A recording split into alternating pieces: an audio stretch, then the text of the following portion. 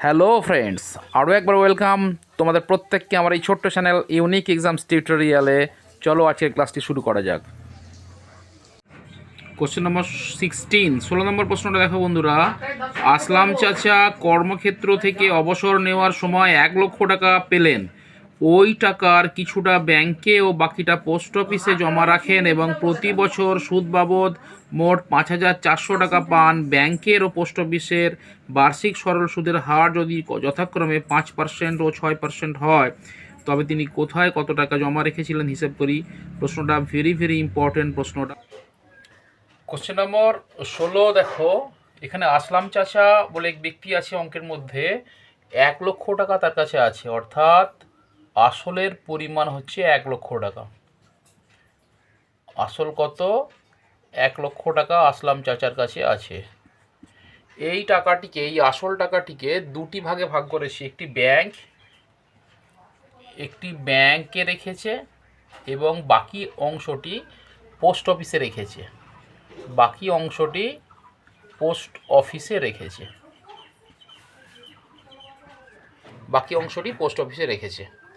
তাহলে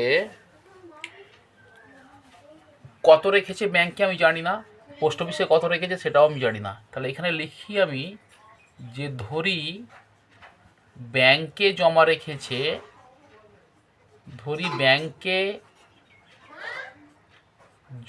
আছে পি টাকা।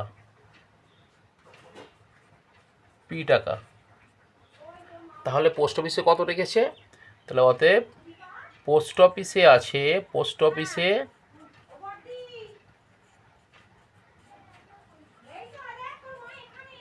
অফিসে জমা আছে কত টাকা হবে? 1,00,000 মাইনাস পি। 1,00,000 মাইনাস পি টাকা। তাহলে ব্যাংকে জমা রেখেছে কত? ধরলাম পি টাকা, এবং পোস্ট অফিসে জমা রেখেছে কত? 1,00,000 মাইনাস পি টাকা। কারণ 1,00,000কে দুটো পার্টে ভাগ করেছে, একটা ব্যাংকে জমা দিয়েছে, বাকিটা পোস্ট অফিসে জমা রেখেছে। ক্লিয়ার? এবার দেখো, ব্যাংকে রেট অফ ইন্টারেস্ট অর্থাৎ সুদের হার একরকম, সেটা কত? ব্যাংকে রেট অফ ইন্টারেস্ট হচ্ছে 5% এবং পোস্ট অফিসে আর এর পরিমাণ 6% rate of interest.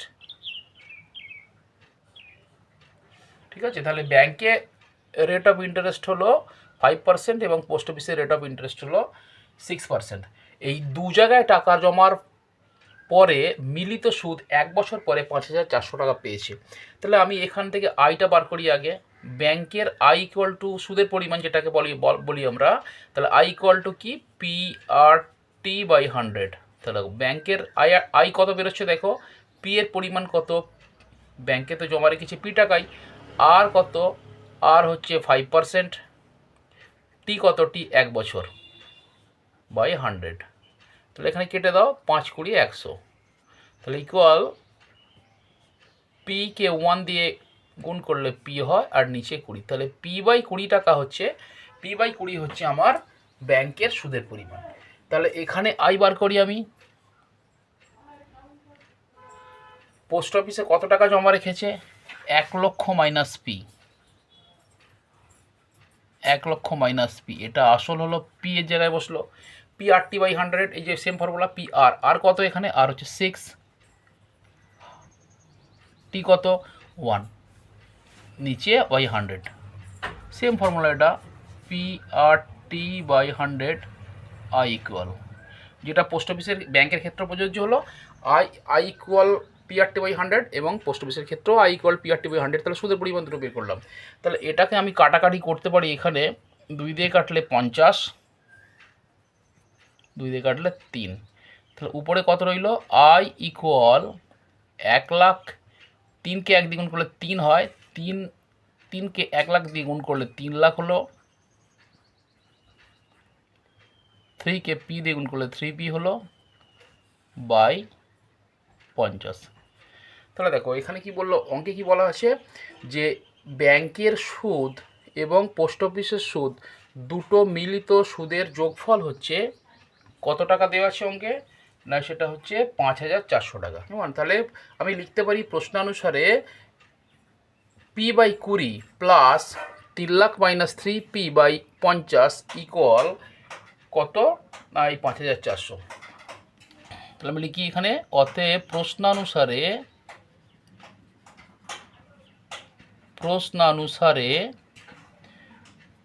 P/20 plus post office সুদ কত বেরিয়েছে? 3,00,000 মাইনাস 3P/50 ইকুয়াল কত? 5,400। দেখো এই ইকুয়েশনটা থেকে আমাদের পি এর ভ্যালুটা বের করতে হবে। চলো আমি ওপরে করে নিচ্ছি। তাহলে এটা ওপরে লিখে নিই, P/20 plus 3,00,000 minus 3P/50, 3,00,000 minus 3P/50 equal 5,400। ঠিক আছে, তাহলে এখান থেকে ক্যালকুলেশন করে আমাদেরকে পি এর ভ্যালুটা বের করতে হবে। দেখো তাহলে এখানে 20 এবং 50-এর লসগু করলে কত হয়? 100। তাহলে এটা 100কে 20 দিয়ে ভাগ করতে হয়, যে ভগ্নাংশের যোগ বিয়োগের নিয়ম। 5 হলো, 5কে পি দিয়ে গুণ করতে হয়, 5P প্লাস 100কে 50 দিয়ে ভাগ করতে হয় 2, 2কে ওপরটা দিয়ে গুণ হবে, 2কে ওপর দিয়ে গুণ করলে 3,00,000কে 2 দিয়ে গুণ করলে 6,00,000 হয়, 6,00,000 মাইনাস সেম 100কে 50 দিয়ে ভাগ করলে 2, 2কে 3P দিয়ে গুণ করলে 6P ইকুয়াল 5,400। বা তাহলে এই 5P মাইনাস 6P যোগ বিয়োগ করলে কি হয়? মাইনাস P প্লাস 6,00,000 নিচে, আচ্ছা উপরে এটা দিয়ে এর কোনাকুনি গুণ হয়ে যায়। তাহলে এখানে 5,400 আছে, 102টো শূন্য বসে। তাহলে মাইনাস পি ইকুয়াল এই 6,00,000টা আমি ওই দিকে রাইট সাইডে পাঠিয়ে দিচ্ছি। তাহলে এদিকে আছে 5,40,000, এটা প্লাসটা ওদিকে গিয়ে মাইনাস হয়ে যায় 6,00,000। তাহলে মাইনাস পি ইকুয়াল 5,40,000 থেকে 6,00,000 প্লাস মাইনাস করলে মাইনাস 60,000। তাহলে মাইনাস মাইনাস কেটে গেল, অতএব পি ইকুয়াল 60,000। তাহলে আমি আসলে পরিমাণ পেলাম। পি কোন জায়গায় ধরেছিলাম? পিটা আমি ধরেছিলাম ব্যাংকে টাকা রাখে পি টাকা। তাহলে ব্যাংকে যদি পি টাকা রাখে তাহলে আমি একটা আনসার পেয়ে গেলাম। অতএব ব্যাংকে টাকা জমা রাখে, পি এর ভ্যালু এর পি টাকা ধরেছিলাম, তাহলে 60,000 টাকা ব্যাংকে রাখে। এবং পোস্ট অফিসে কত রাখে? এবং পোস্ট অফিসে টাকা জমা রাখে, তাহলে দুটো মিলে 1,00,000 ছিল। তাহলে এটা 1,00,000 থেকে মাইনাস 60,000 করে দাও, সমান 40,000 টাকা। দেখো তাহলে একটা ব্যাংকে রাখে 60,000 এবং পোস্ট অফিসে 40,000। আশা করি তোমাদের কাছে বোঝা ক্লিয়ার হয়েছে। চলো পরের অঙ্ক। প্রশ্ন নম্বর 17। রেখা দিদি তার সঞ্চিত অর্থের 10,000 টাকা দুটি আলাদা ব্যাংকে ভাগ করে একই সময়ে জমা দিলেন। একটি ব্যাংকের বার্ষিক সরল সুদের হার 6% এবং অন্য একটি ব্যাংকের বার্ষিক সরল সুদের হার 7%। 2 বছর পর তিনি যদি সুদ বাবদ 1,280 টাকা পান, তাহলে তিনি কোন ব্যাংকে কত টাকা জমা দিয়েছিলেন হিসাব করে লিখি। কোশ্চেন নম্বর 17 একই সেম অ্যাজ 16 দাগের অঙ্কটাও যা, এখানে 17 দাগের একদম হুবহু কপি আছে। দেখো এখানে বলেছে আসল 10,000 টাকা। রেখা দিদির কাছে আসল আছে, আমি এখানটা কোণে লিখে দিচ্ছি, আসল টাকা আছে কত? 10,000 টাকা।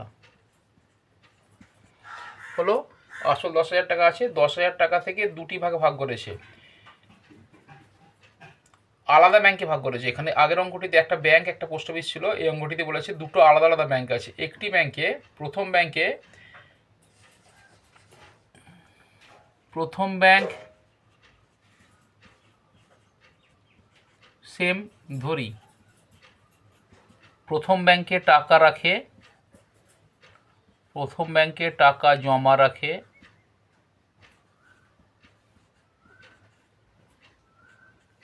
পি টাকা ধরলাম। তাহলে দ্বিতীয় ব্যাংকে কত টাকা জমা রাখবে? দ্বিতীয় ব্যাংকে টাকা জমা রাখে মোট তো 10,000 টাকা, সেখান থেকে পি টাকা বাদ হলো। তাহলে প্রথম ব্যাংকে সুদের হার কত বলেছে? প্রথম ব্যাংকে সুদের হারকে আমরা কী দিয়ে ইন্ডিকেট করি? আর দিয়ে। তাহলে প্রথম ব্যাংকে সুদের হার বলেছে 6%, দ্বিতীয় ব্যাংকে সুদের হার কত বলেছে? আর ইকুয়াল 7%, আর ইকুয়াল 7%। এবং দুটি ব্যাংকের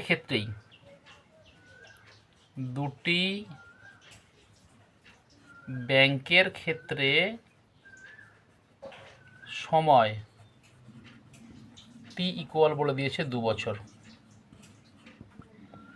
দেখো, তাহলে দুটি ব্যাংকের ক্ষেত্রেই টি ইকুয়াল বলে দিয়েছে 2 বছর। এবং সুদ বাবদ মোট সুদ পায় কত? 2 বছরে মোট সুদের পরিমাণ বলে দিয়েছে 1280 টাকা। 1280 টাকা। তাহলে হুবহু একেবারে প্রথম অঙ্কটার মতো কপি করতে হবে, একদম সেম টু সেম প্রথম অঙ্কটার মতো কপি করতে হবে। তাহলে প্রথম ব্যাংকের ক্ষেত্রে দেখো, প্রথম ব্যাংকের ক্ষেত্রে আয় বের করে নাও। প্রথম ব্যাংকের সুদ I equal same formula PRT by 100। তাহলে এখানে তুমি আই ইকুয়াল আয়ের পরিমাণ বের করবো।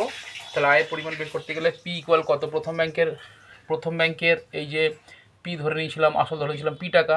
তাহলে পি আর কত? প্রথম ব্যাংকের দেখো রেট অফ ইন্টারেস্ট হচ্ছে 6, টাইম হচ্ছে 2 বছর, তাহলে 100 করে দাও। তাহলে এখানে 3 2 দিয়ে কাটলে 50 হয়। তাহলে কত হলো? 6p by 50। ও আরেকবার কাটাকাটি যাবে, 2 দিয়ে কাটলে 3, 2 দিয়ে কাটলে হচ্ছে 25।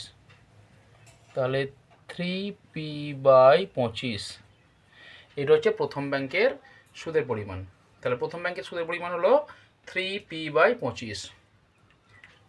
নেক্সট দ্বিতীয় ব্যাংকের সুদের পরিমাণটা বের করতে হবে। তাহলে প্রথম ব্যাংকের সুদের পরিমাণ কত বেরোলো? প্রথম ব্যাংকের সুদের পরিমাণ বেরিয়েছে 3p বাই 25, 25। এটা লাগবে পরে। এবার দ্বিতীয় ব্যাংকের ক্ষেত্রে সুদের পরিমাণ দেখো, দ্বিতীয়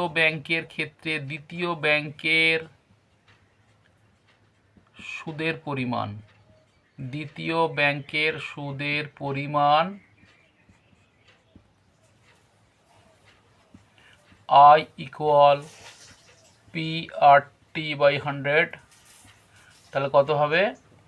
দ্বিতীয় ব্যাংকের সুদের পরিমাণ I ইকুয়াল PRT বাই 100 করলে তোমার হচ্ছে পি এর ভ্যালু কত? ওখানে দ্বিতীয় ব্যাংকের পি ধরা হয়েছিল 10,000 মাইনাস পি। আর কত? দ্বিতীয় ব্যাংকের রেট অফ ইন্টারেস্ট ছিল 7%, 7 টাইম হচ্ছে 2 বাই 100। দেখো এই 0 ও 100 কাটলে 50, 100 কাটলে তোমার হচ্ছে 2 দিয়ে 100 কাটলে 50। তাহলে 7কে এই 10,000 দিয়ে মাল্টিপ্লাই করলে 70,000 মানে 70,000 হলো। 70,000 মাইনাস 7p বাই 50। তাহলে এটা হচ্ছে দ্বিতীয় ব্যাংকের ক্ষেত্রে সুদের পরিমাণ। তাহলে প্রথম ব্যাংকের সুদের পরিমাণ হয়েছিল এইটা 3p বাই 25, আর সেকেন্ড ব্যাংকের ক্ষেত্রে ইন্টারেস্টের পরিমাণ ছিল 70,000 মাইনাস 7p বাই 50। তাহলে ওই দুটোর যোগফল অর্থে প্রশ্নানুসারে, তাহলে ওই দুটোর যোগফল কত? দুটো ব্যাংক থেকে টোটাল মোট যে সুদ পাওয়া গেছিলো এইটা প্লাস এইটা, এই দুটো সুদের পরিমাণ টোটাল বলে দিয়েছিল কত? যে 1280 টাকা। তাহলে আমি লিখতে পারি অতএব প্রশ্নানুসারে এই 3p বাই 25 25 প্লাস এটা লিখে দাও 70,000 মাইনাস 7p বাই 50 ইকুয়াল কত বলেছে 1280। তাহলে এইখান থেকে তোমাকে ক্যালকুলেশন করে বের করতে হবে পি এর ভ্যালুটা, আগের অঙ্কটার মতো। দেখো এবার তাহলে কত লসগু হবে, 25 এবং 50-এর লসগু করতে হবে প্রথম। 25 এবং 50-এর লসগু হচ্ছে 50। তাহলে লসগু কত হলো, 50 লসগু হলো। তাহলে 50কে 25 দিয়ে ভাগ করে দিলে 2, 2কে 3 দিয়ে গুণ করলে 6p প্লাস এটা 50কে 50 ভাগ করলে একই হয়, তারপর উপরে যেটা আছে বসে যাবে, 1 দিয়ে মাল্টিপ্লাই করে গুণ করলে 70,000 মাইনাস 7p ইকুয়াল 1280।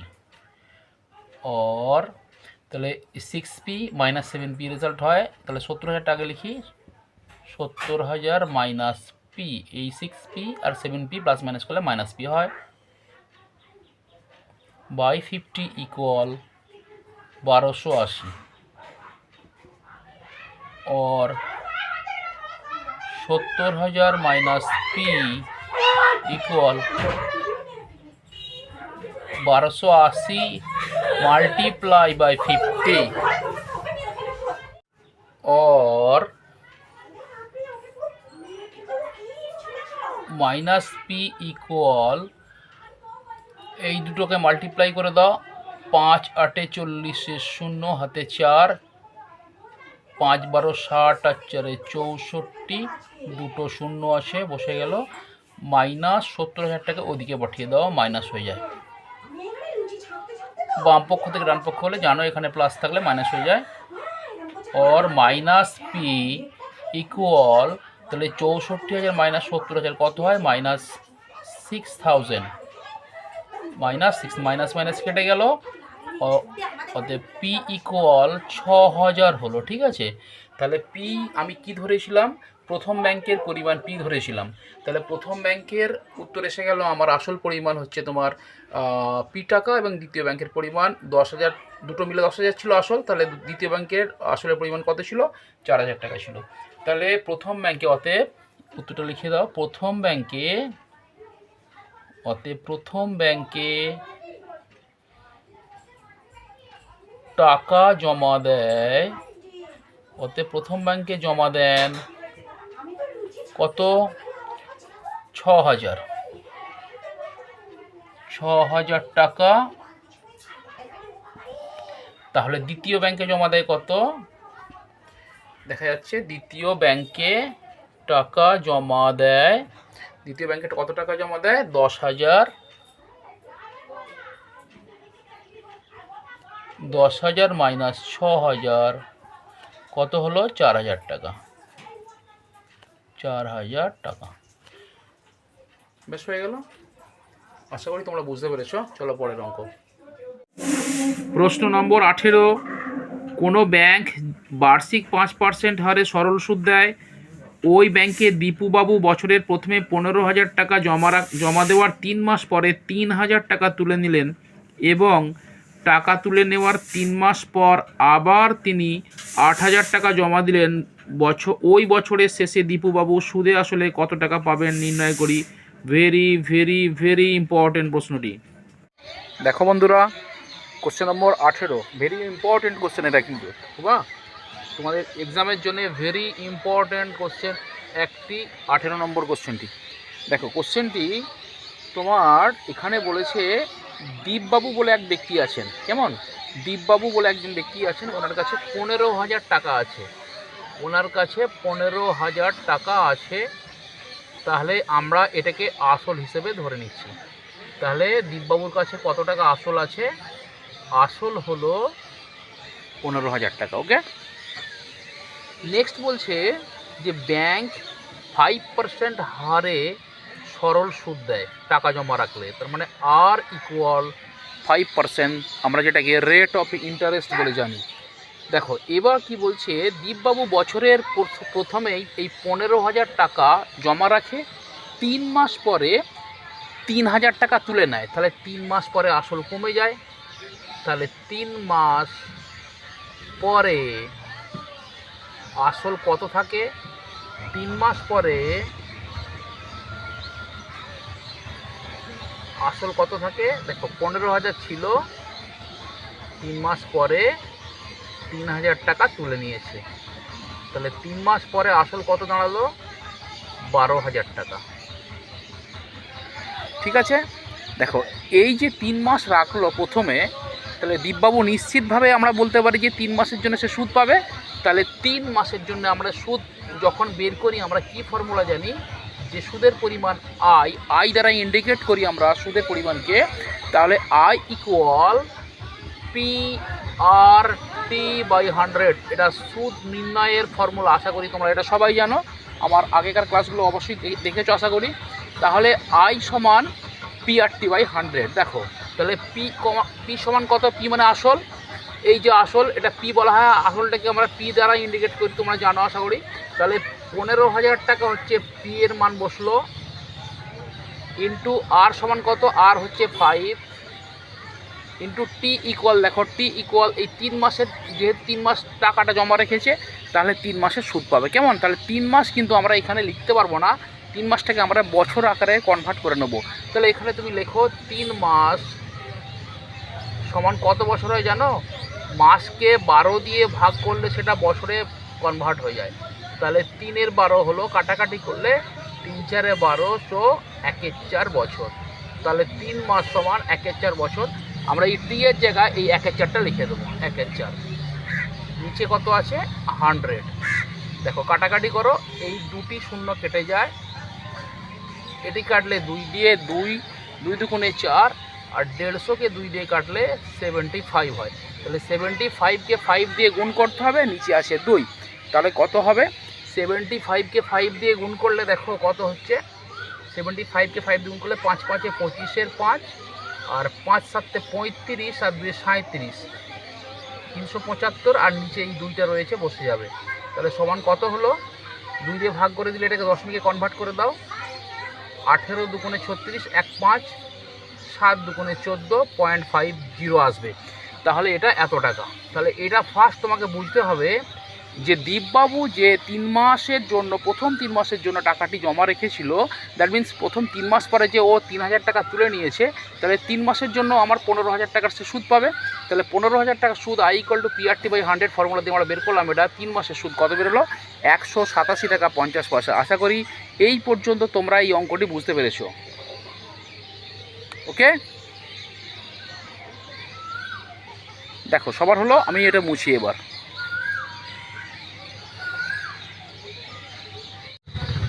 দেখো 3 মাস পরে তাহলে এটা কি হলো, 3 মাস পরে তাহলে প্রথম 3 মাসের জন্য সুদ কত পেলো, 187 টাকা 50 পয়সা। ওকে, দেখো এরপরে দেখো কি বলছে, যে এর পরবর্তী 3 মাস, মানে 3 মাস পর্যন্ত 15,000 টাকা জমা ছিল, 3 মাস পরে 15,000 টাকা তুলে নিয়েছে, নেবার পরে এই 3,000 টাকা তুলে নিয়েছে 3 মাস পরে, তাহলে আসল কত দাঁড়ালো আমার, 12,000 টাকা আসল দাঁড়ালো। ওই 12,000 টাকা পরের যে 12,000, 3 মাস তুলে নেবার পরে যে আসলের পরিমাণ 12,000 টাকা ছিল, অর্থাৎ এই যে 12,000 টাকাটা আছে, এই 12,000 টাকাটা কিন্তু পরবর্তী 3 মাস তার জমা ছিল, পরবর্তী 3 মাস জমা ছিল। তাহলে ওই 12,000 টাকার উপরে সেমভাবে আমরা পরের 3 মাসের জন্য কিন্তু 3 মাসের সুদ বের করব। তাহলে সেম ইকুয়াল টু দেখো 12,000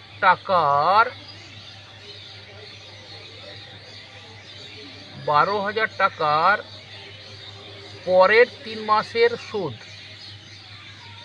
পরের 3 মাসের সুদ, পরের 3 মাসের সুদ।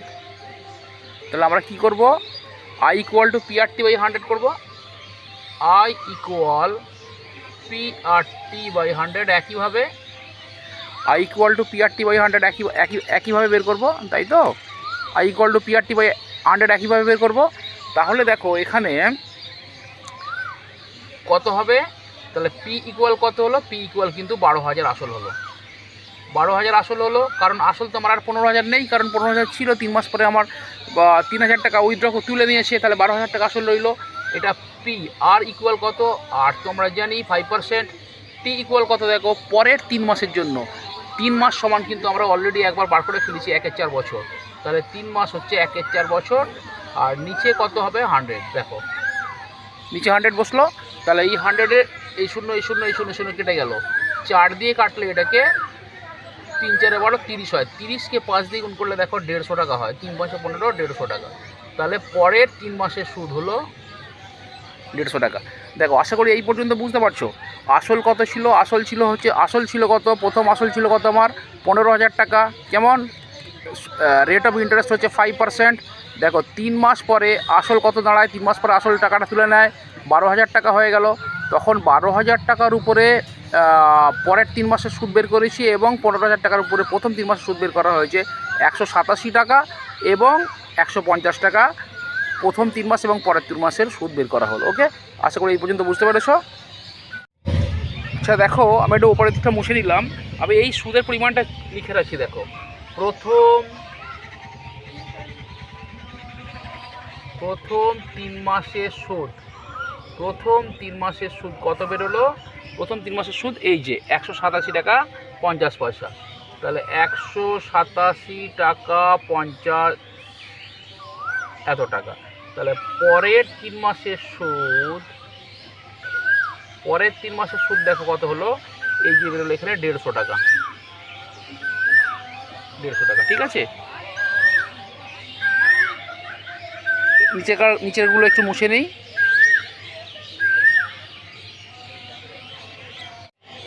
দেখো এবার কি বলছে, এর পরের স্টেপটা কিন্তু খুব ইম্পর্ট্যান্ট। এরপর তাহলে আমাদের আসল কত রইল? আসলের পরিমাণ আমরা জানলাম কত? 12,000 টাকা আছে, যেহেতু 3 মাস পরে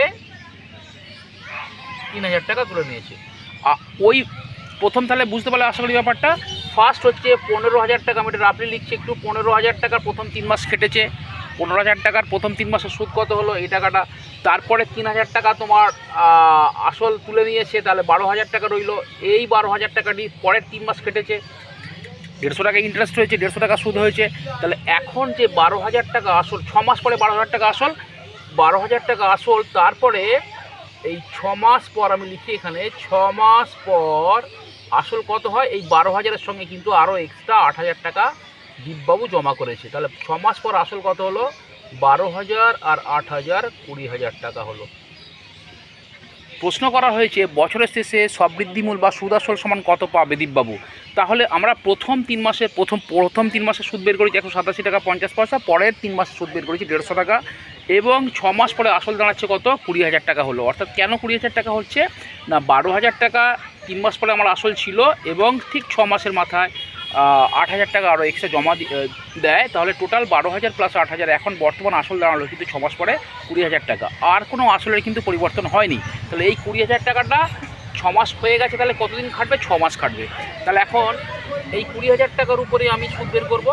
তাহলে 20,000 টাকার সুদ, 20,000 টাকা সুদ কত হবে? Same formula. দেখো I = P/100। তাহলে তুমি এখানে লেখো P কত? P হচ্ছে 20,000 আসল, P হচ্ছে আসল 20,000 হলো। আচ্ছা, আর কত? রেট অফ ইন্টারেস্ট আমরা আগেই জেনেছি 5। T কত? T দেখো 6 মাস। তাহলে T = 6 মাস। 6 মাস তো আমি লিখতে পারবো না, 6 মান্থ, তাই তো? T = 6 month. তাহলে 6 মাসকে আমি বছরে কনভার্ট করলে একে 12 দিয়ে ভাগ করে দিতে হবে, তাহলে 1/2 বছর হবে। তাহলে 6 মাস = 1/2 বছর। তাহলে আমি এখানে 1/2টা লিখবো T এর জায়গাতে, বাই 100। এটা কেটে গেল, দুটো জুড়ে কেটে গেল, 2 দিয়ে কাটলে 200কে কাটলে 100 হয়, 105। তাহলে কত হলো? 500 টাকা হয়, 500 টাকা।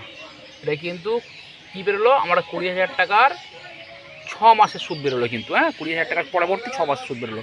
তাহলে এখন প্রশ্ন যেটা করা হয়েছে কিন্তু বছরের শেষে দীপবাবু মোট কত টাকা পাবে? দেখো তাহলে বছরতে আমি অ্যান্সার লিখতে পারি, বছরের শেষে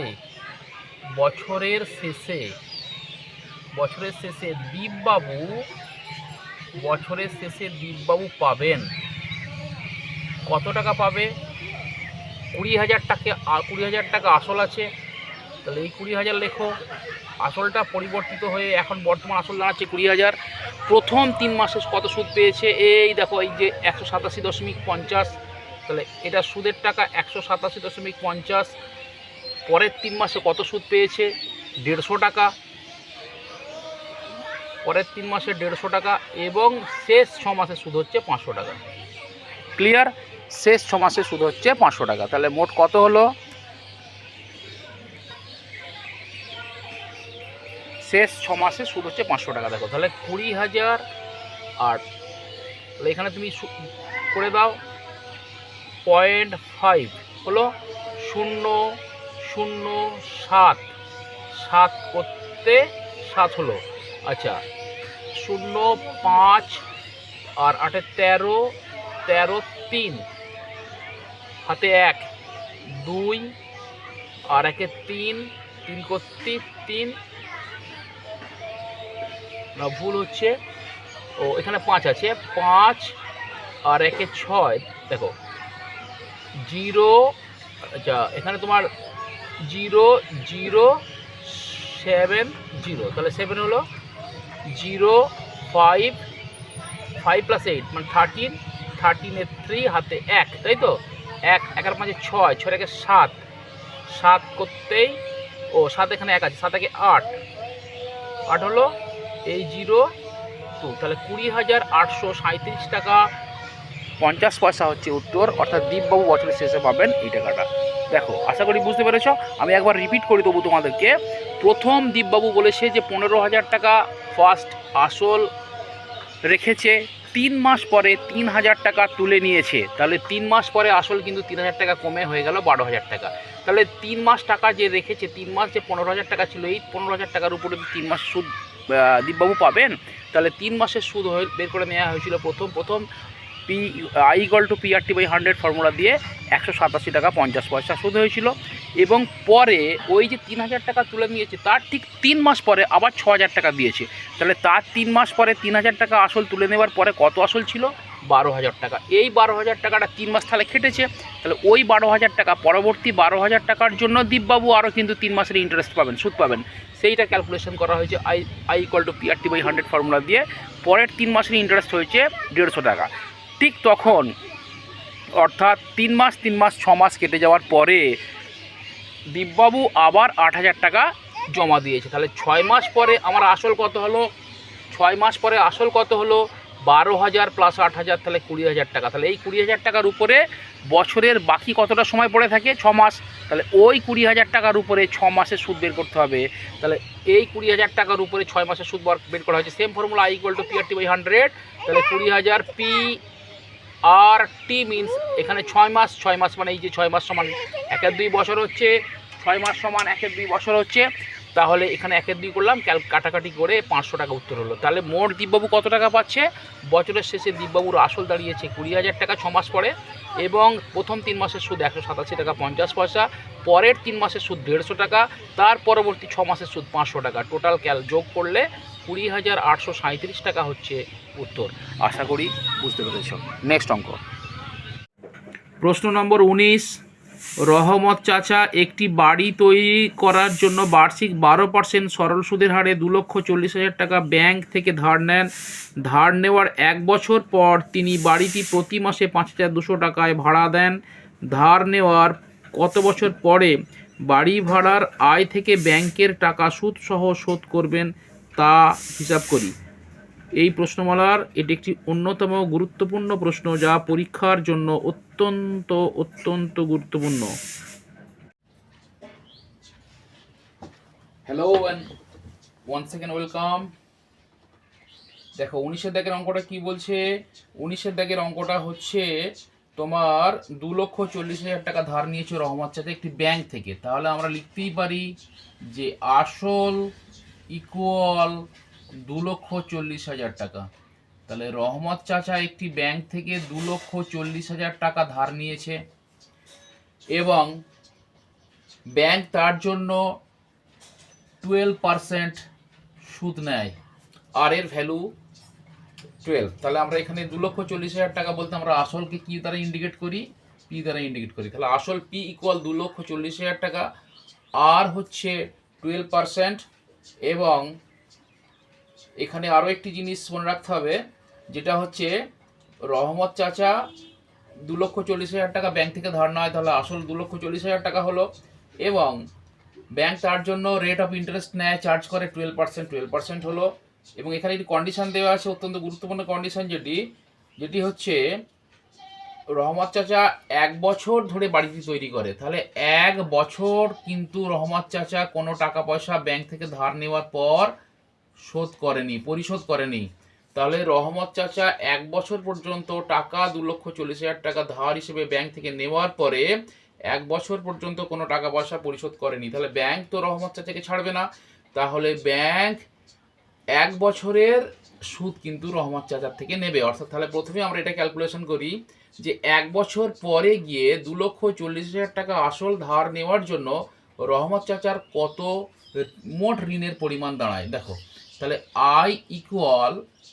আই মানে সুদের পরিমাণ, তাহলে PR/100। দেখো এটা প্রথম করি, তাহলে পি এর ভ্যালু কত? পি মানে আসল 2,40,000 টাকা। আর এর ভ্যালু কত? আর হচ্ছে 12% ইন্টারেস্ট।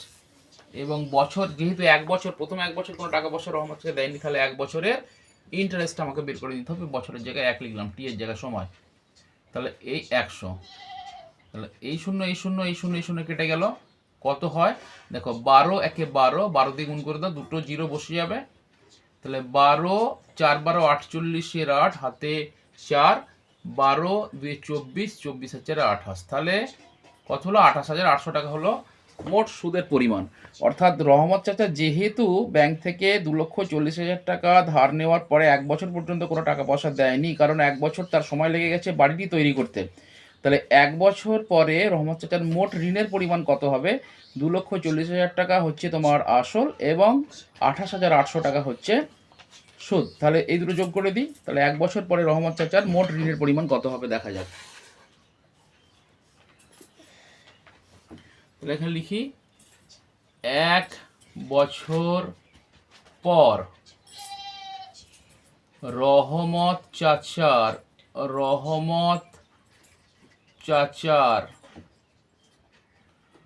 মোট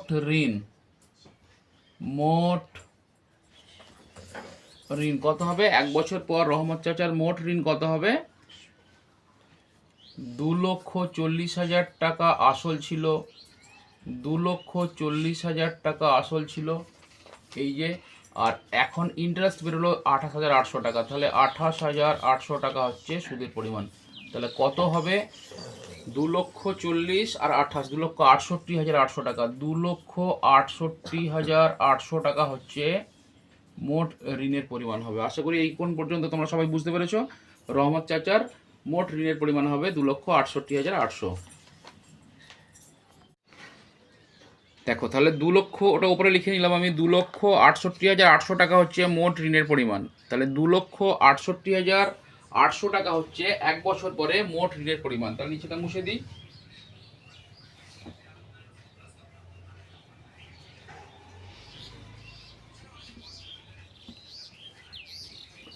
দেখো, তাহলে এবার এরপর থেকে 1 বছর পরে রহমত চাচা বাড়ি ভাড়া পেতে শুরু করে দিয়েছে। রহমত চাচা 1 বছর পর থেকে বাড়ি ভাড়া পেতে শুরু করে দিয়েছে। কত টাকা করে বাড়ি ভাড়া পাচ্ছে না, 1 বছর পর থেকে রহমত চাচা বাড়ি ভাড়া পেতে শুরু করে দিয়েছে 5,400 টাকা হচ্ছে মাসে। 5,200 টাকা। তাহলে প্রতি মাসে, তাহলে এখানে আমি লিখি 1 বছর পর, 1 বছর পর থেকে 1 বছর পর থেকে প্রতি মাসে 1 বছর পর থেকে প্রতি মাসে বাড়ি ভাড়া পান। 1 বছর পর থেকে প্রতি মাসে বাড়ি ভাড়া পান কত?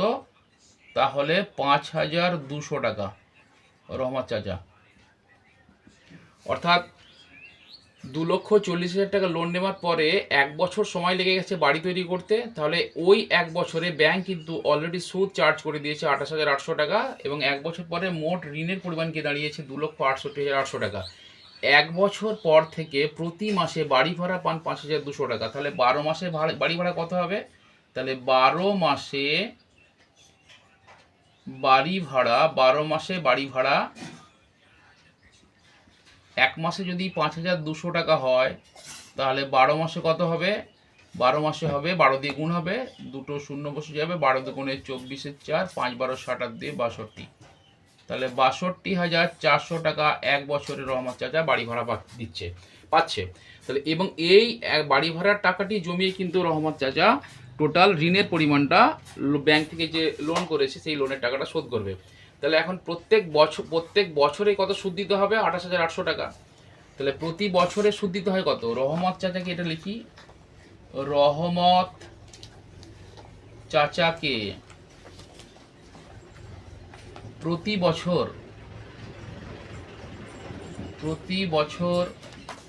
সুদ দিতে হয়, যেহেতু সরল সুদের অঙ্ক এটা, তাহলে সরল সুদ প্রত্যেক বছর সমান হয়।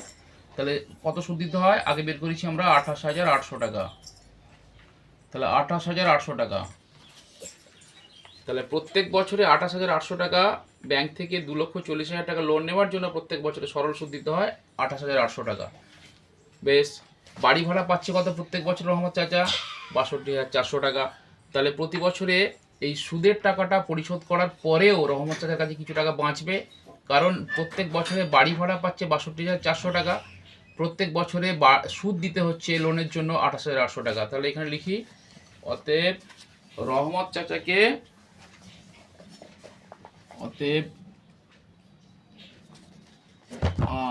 সুদ বাবদ, অতএব সুদের টাকা দেওয়ার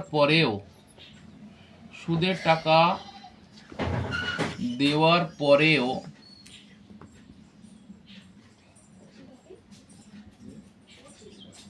রহমত চাচার কাছে টাকা বাঁচবে। কত টাকা বাঁচবে না? বাড়ি ভাড়ার কত টাকা পাচ্ছে? ৬২,৪০০ টাকা হচ্ছে বাড়ি ভাড়ার টাকা পাচ্ছে, সুদের টাকা দিতে চলে যাচ্ছে ২৮,৮০০ টাকা। তাহলে এটা বাদ দিয়ে দাও। তাহলে কত হলো? ০০ ৮-এর কয় দেয়া ১৪, ৬ দেয়া ১৪, হাতে ১, ৯, ৯-এর কয় দেয়া ১২, ৩ দেয়া ১২, হাতে ১, ৩, ৩-এর কয় দেয়া ৬। তাহলে ৩৩,৬০০ টাকা কিন্তু প্রত্যেক বছরে সুদের টাকা পরিশোধ করার পরেও রহমত চাচার কাছে বেঁচে যাচ্ছে।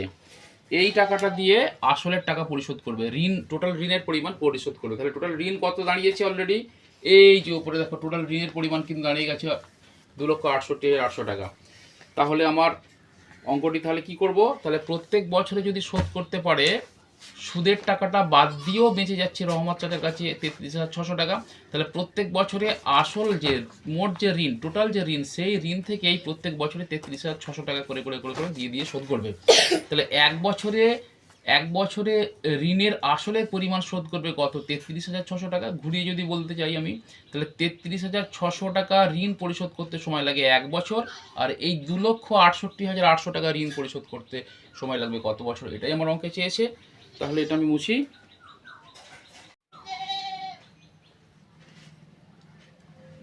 তারপরে দেখো কি লিখবো, এই টাকাটা প্রত্যেক বছর শোধ করছে। তাহলে ৩৩,৬০০ টাকা পরিশোধ করতে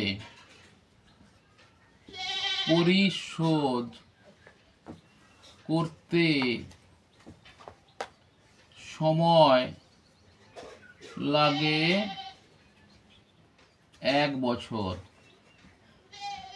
ঠিক আছে, ১ টাকা পরিশোধ করতে কত সময় লাগবে? ঐকিক নিয়মের অঙ্ক যদি করি, তাহলে ১-এর ৩৩,৬০০,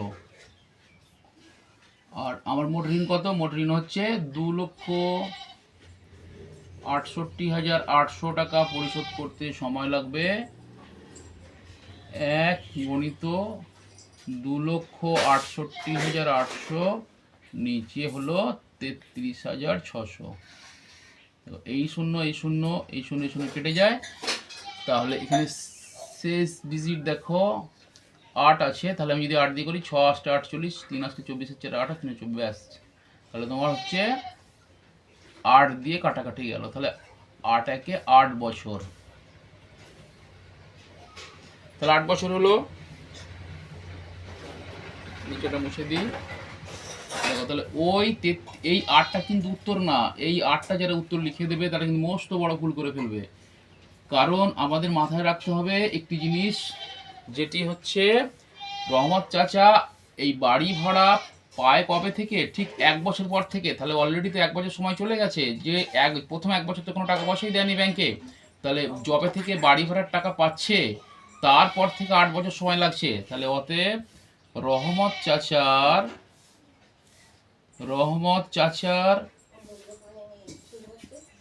মোট রহমত চাচার ঋণ পরিশোধ করতে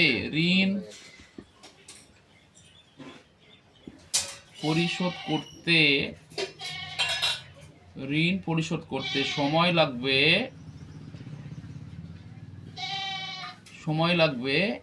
8 বছর।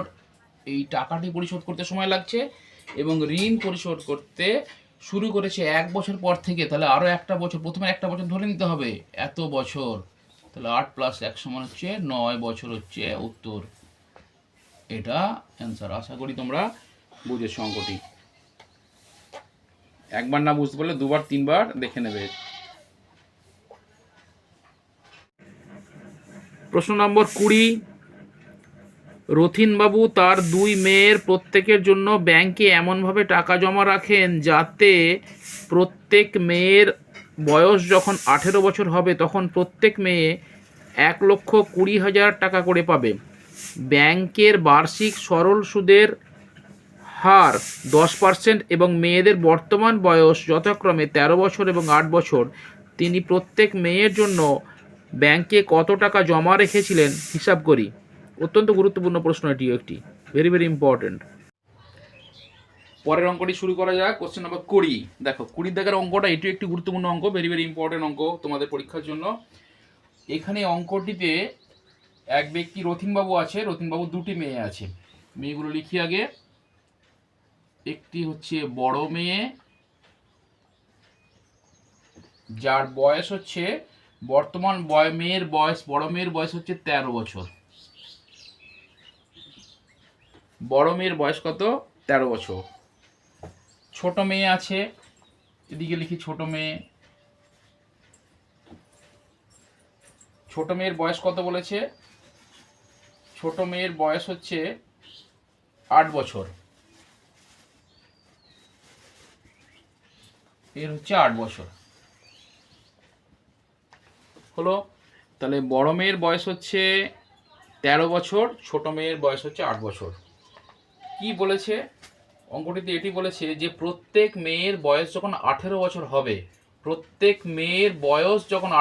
হবে, তাহলে বড় মেয়ের বয়স 18 বছর হতে আর কত সময় লাগবে? তাহলে বড় মেয়ের বয়স সময় লাগবে হচ্ছে আরও 5 বছর লাগবে। তাহলে এখানে তুমি লিখে দিতে পারো বড় মেয়ের বয়স 18 বছর হতে সময় লাগবে, কিংবা এরকম লিখতে পারো যে বড় মেয়ের বয়স 18 বছর হতে বাকি কত বছর বাকি? তাহলে 18 থেকে 13 বাদ দিয়ে দাও, 5 বছর। অর্থাৎ এটি আমাদের টি হলো সময়। প্রশ্নে বলা আছে কি যে প্রত্যেক মেয়ের বয়স যখন 18 বছর হবে প্রত্যেকে যেন তারা 1,20,000 করে টাকা পায়। হলো। তাহলে বড় মেয়ের বয়স হচ্ছে 13 বছর। তাহলে বড় মেয়ের বয়স 18 বছর হতে বাকি কত? 18 থেকে 13 বাদ দিয়ে দিলে 5 বছর, আর বাকি রয়েছে 18 বছর হতে। তাহলে সেম অ্যাজ ছোট মেয়ের বয়স দেখো। তাহলে ছোট মেয়ের বয়স 18 বছর হতে বাকি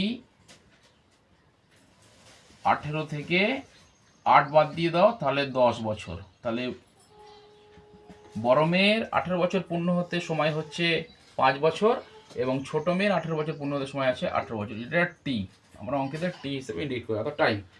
এবার বলছে প্রত্যেককে পেতে কত হবে? প্রত্যেককে 18 বছরের, প্রত্যেক মেয়েকে প্রত্যেক মেয়ের বয়স 18 হলে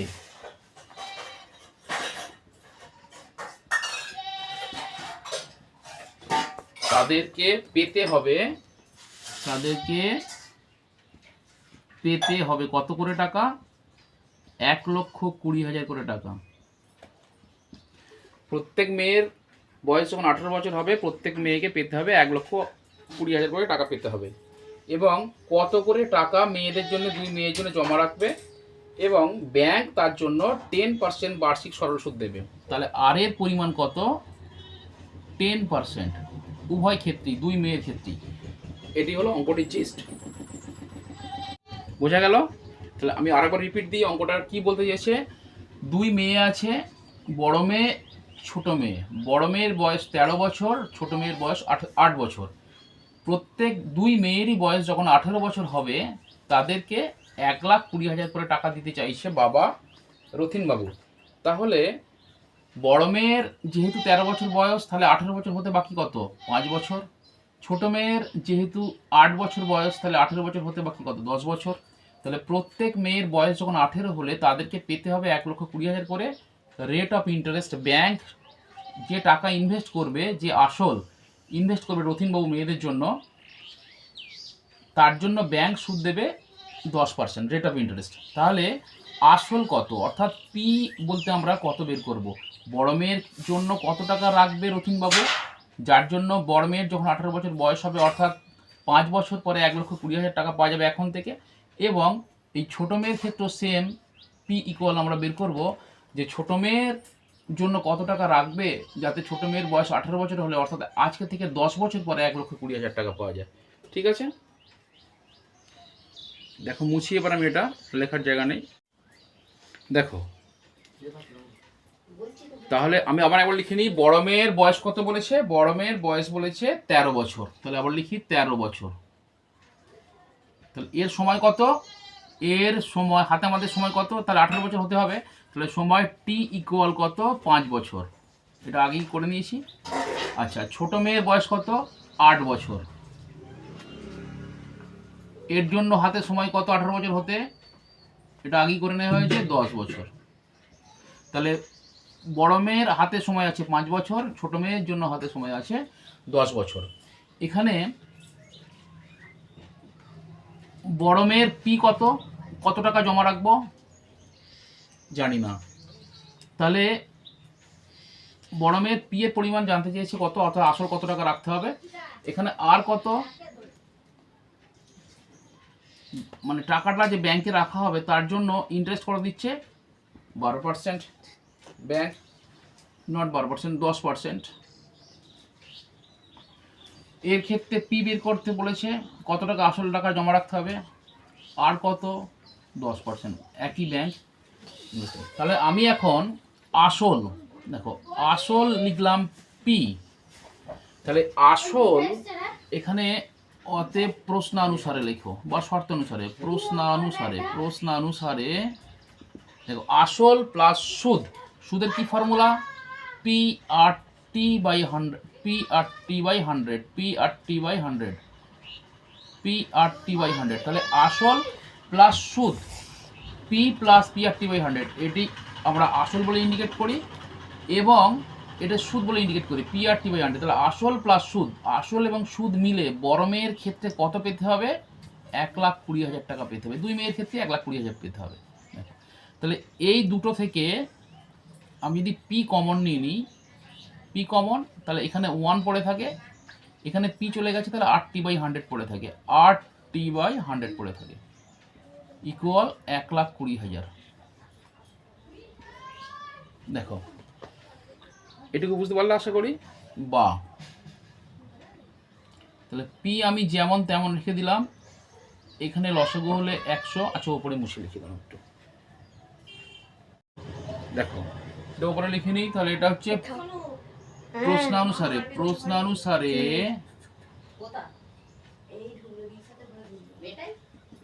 প্রশ্নানুসারে P plus P R T by 100 সমান কত পেতে বলেছে? 1,20,000 পেতে বলেছে। এটি ক্যালকুলেশন করে পি এর ভ্যালুটা বের করলেই অঙ্কটা আমার হয়ে যাবে বড় মেয়ের সমাধানটা। তাহলে এখান থেকে পি কমন, এখানে কি পড়ে থাকে? 1 পড়ে থাকে, এখানে পি চলে গেলে কি থাকে? 8t/100 পড়ে থাকে। ইকুয়াল 1,20,000 বা তাহলে পি যেমন রইল তৈল, এখানে 100 লসাগু হবে, এখানে 100কে 1 দিয়ে গুণ করলে 100 হয়, এটা 8টি হয়ে যাবে, কারণ হরকে হর দিয়ে ভাগ করা হয়, যেটা রেজাল্ট হয় তাকে গুণ করতে হবে উপর দিয়ে লব দিয়ে। তাহলে 8টি হলো ইকুয়াল 1,20,000 और তাহলে পি ইকুয়াল পি যেমন রইল 100।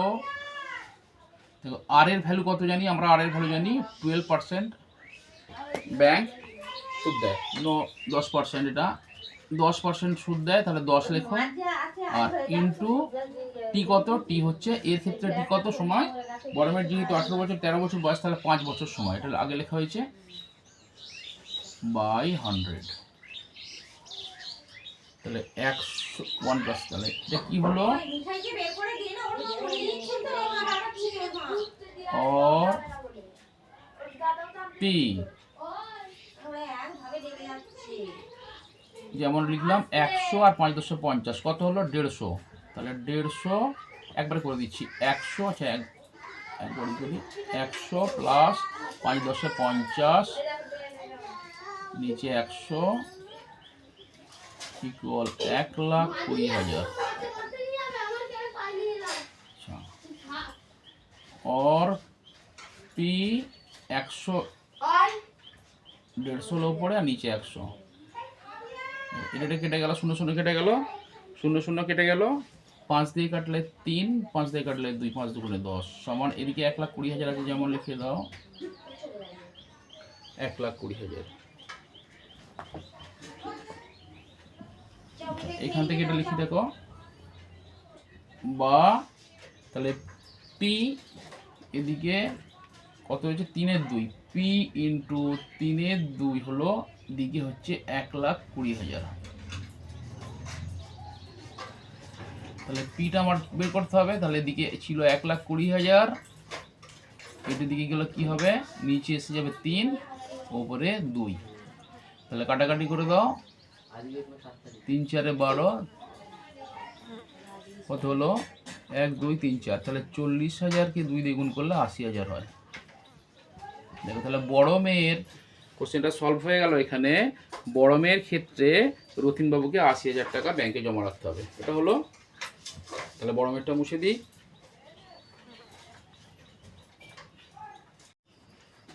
নেক্সট দেখো ছোট মেয়েরটা এবার বাকি রয়েছে। তাহলে ছোট মেয়ের ক্ষেত্রে এদিকে লিখে রাখি, ছোট মেয়ের